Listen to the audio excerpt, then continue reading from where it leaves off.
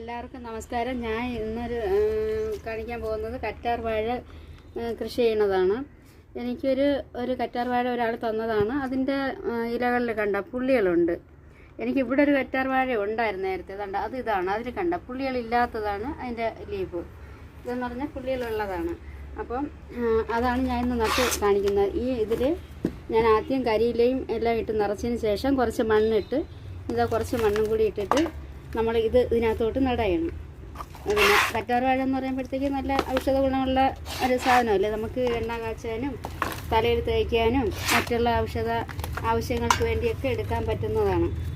അപ്പം അത് ഇതിലോട്ട് നട്ട് വെച്ച് അത് ഇവിടെ ഇരിക്കട്ടെ, അതിനോടൊപ്പം കിട്ടിയതാണ് ഈ 2 തൈയും. ഇതിലും പുള്ളികളുണ്ട്. ഇത് നമുക്ക് വേറൊരു ഗ്രോ ബാഗിലോട്ട് നമുക്ക് മാറ്റി നടാം. അടുത്തൊരു വീഡിയോയുമായി ഞാൻ അടുത്ത ദിവസം വരും. ബൈ.